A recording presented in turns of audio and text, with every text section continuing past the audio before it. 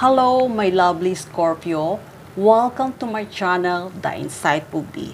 Kung nasaan ka man sa mundong ito, gusto kong batiin ikaw na good morning, good afternoon, good evening.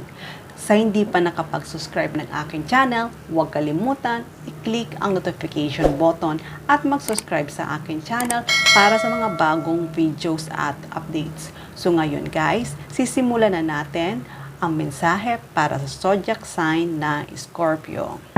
Shuffle muna natin guys ang card.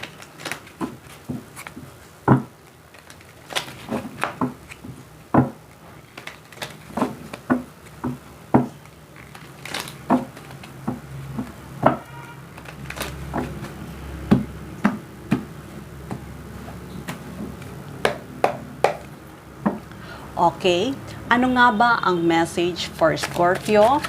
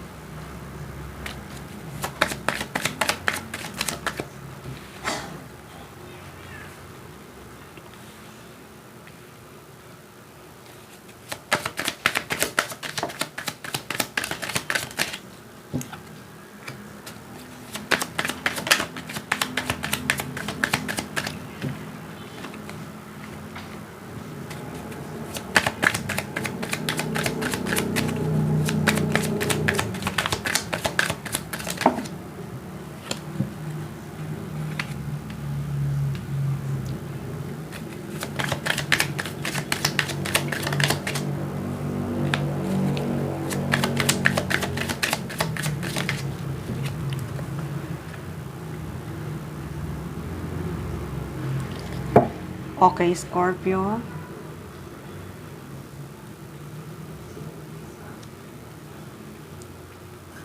By the way guys, sa lahat na nag-like, nag-share, at nag-subscribe, gusto kong magpasalamat. Thank you, thank you, thank you. At sa mga new subscriber, welcome to my channel. Thank you, thank you, thank you. Okay, Scorpio, simulan na natin. May nakikita ako na bottom of the deck, 5 of Cups. May nakikita ako na isang tao na sobrang miss ka na nito. Itong tao na to ay maaaring nahihiya sa'yo, makipag-communicate, or itong tao na to ay umiiyak siya. Pero nakikita ko itong tao na to na kahit na nakikipag-communicate siya sa friends niya, sa surrounding niya, kung sino man yung nakakausap niya, nakikita ko sa kanya na deep inside, napakalungkot niya. Napakalungkot niya dahil hindi kanya kasama. Napakalungkot niya dahil wala siya sa tabi mo. Napakalungkot niya kasi maaaring may mga namimiss siyang opportunity na dapat kasama kanya ngayon. Itong tao na to ay nagsisisi siya. Nagsisisi siya na maaaring itong tao na to ay may nasabi sa yung hindi maganda or hindi kanya natrato ng maayos. Kaya itong tao na to ay sobrang miss ka na nito. Kaya itong tao na to ay hindi to masaya ngayon. Nalulungkot to at nagsisisi to na iniisip niya na sana gusto niya na bumalik sa'yo at ayaw niyang maranasan itong nararanasan niya ngayon na napakalungkot niya na wala ka sa piling niya. kaya ngayon, itong tao na to na sobrang miss na miss ka na, ay gusto niyang mag-travel papunta sa iyo. Gusto niya nang makipag-communicate sa iyo. Gusto niya nang mag-usap kayong dalawa. At hindi lang yon, talagang miss niya na ang mukha mo, miss niya na ang boses mo, miss na miss ka na niya. Kaya, Scorpio, asahan mo na itong tao na to na namimiss ka ay makikipag-communicate ito sa'yo. Either na tawagan ka, either na bisitahin ka, either na mag-travel ito papunta sa'yo. At itong communication na to ay napakabilis.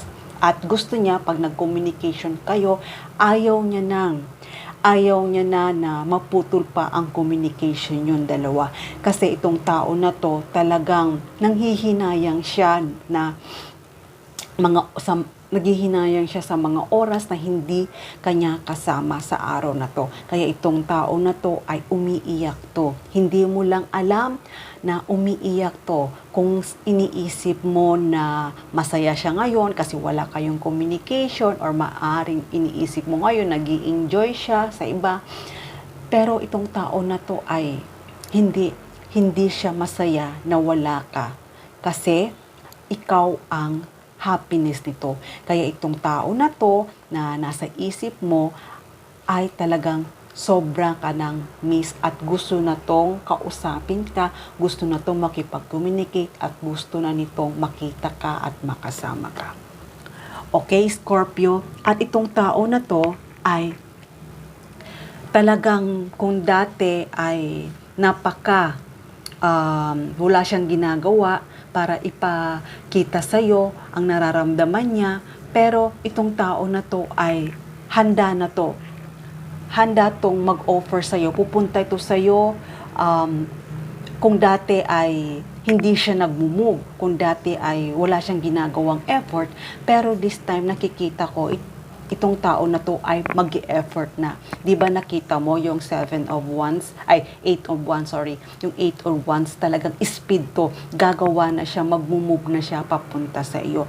At maaari itong tao na to ay humingi ng sorry sa iyo, at sa paghingi ng sorry sa iyo,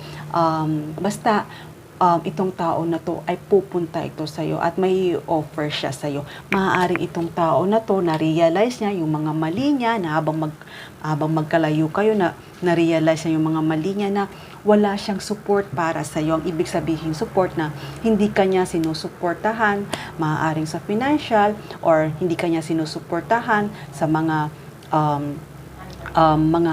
pangarap mo. Kaya itong tao na to ay nakita niya na napaka-worth it mo pala. Na kaya ngayon itong tao na to ay mag-move na siya at pupunta ito sa iyo at maghihingi ito ng sorry sa iyo.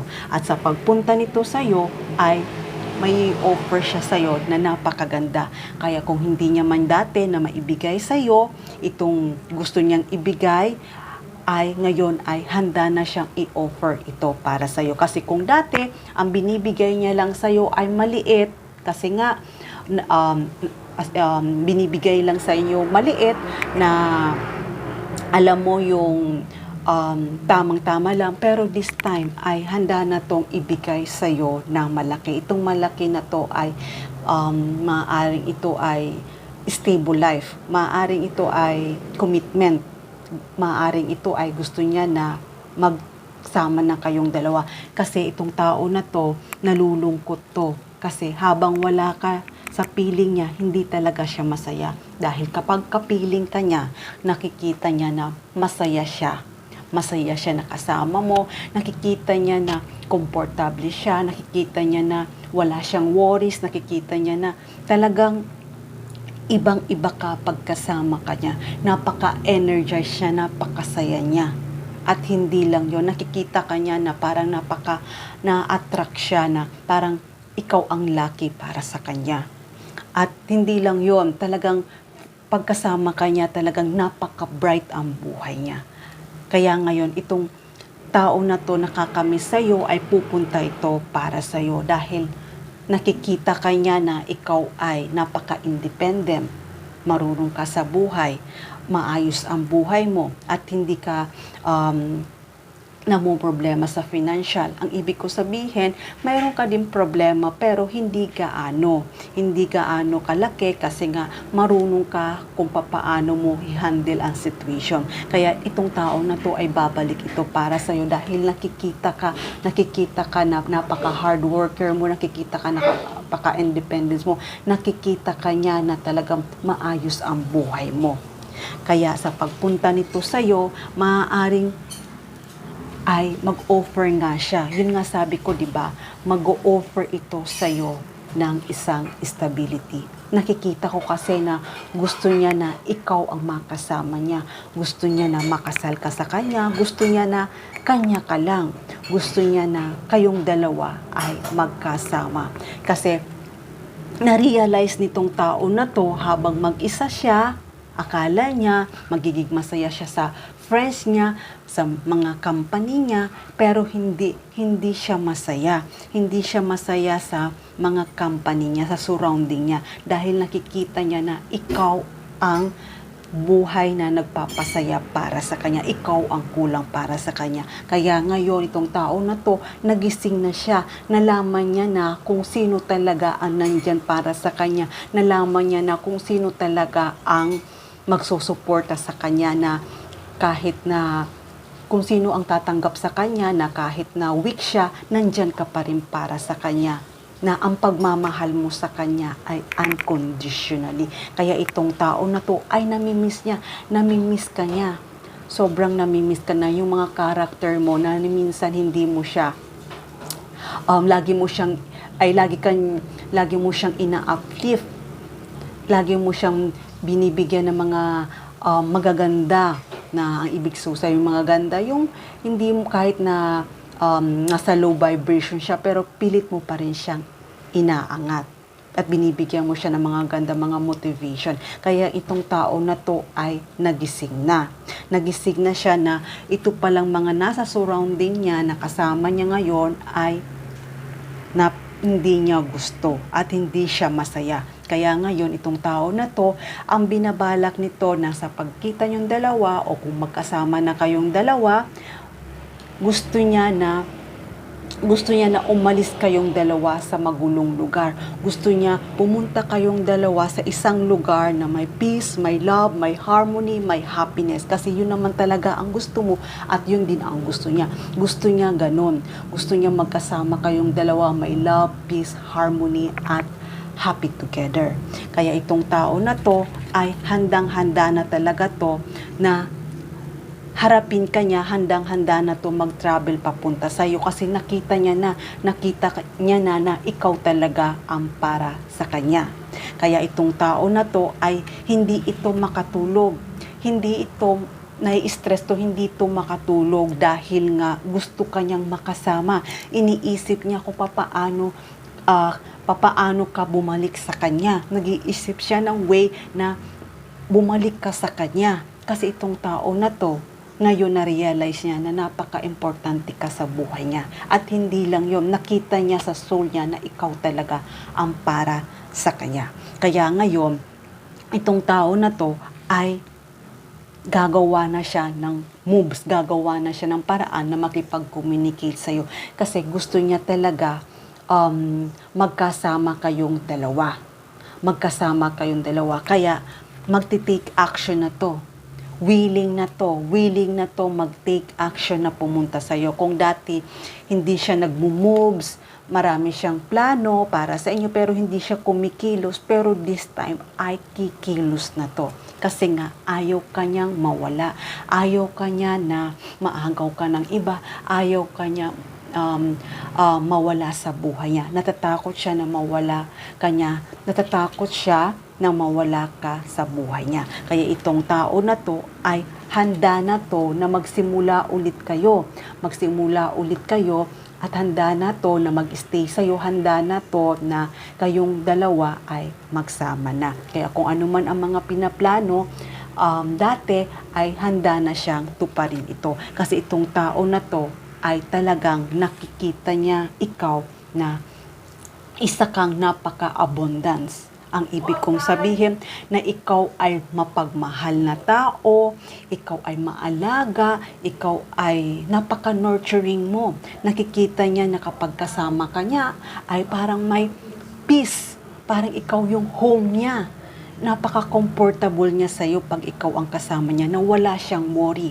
At nakikita niya na magiging maayos ang buhay niya kapag kasama ka niya. Kaya itong tao na to, Scorpio, ay talagang handang-handa na ito mag-travel para sa iyo. Dahil ikaw talaga ang happiness niya. Ikaw talaga ang gusto niyang makasama. At gusto niya na sa iyo ay magkaroon ng pamilya, magkaroon ng anak, magkaroon kayo ng masaganang buhay. Gusto niya yon. Yun ang pangarap niya. Kaya itong tao na to ay gusto niya na maging masaya dahil sa piling mo.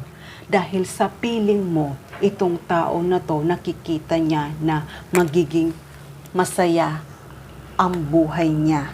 Nakikita niya na magiging brighter ang future niya, na yung pinangarap niya na magkaroon siya ng magandang pamilya. Ito na yon, nakita niya yun sa'yo. Nakita niya yun sa'yo na ikaw pala ang kay tagal niya ng pinangarap. Ikaw pala ang kay tagal ng hinihintay niya na magkaroon ng ganitong partner in life.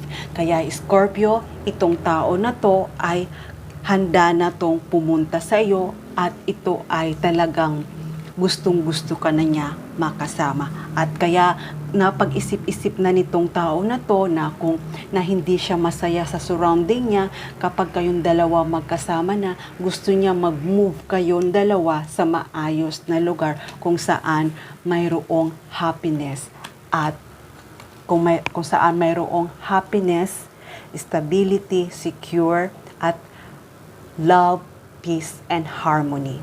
Kaya nakikita ko na sa pagsasama niyong dalawa ay magiging masagana ang buhay niyo at magiging masaya. Okay, Scorpio, hanggang dito na lang muna ang mensahe na to. Love and peace. Mwah.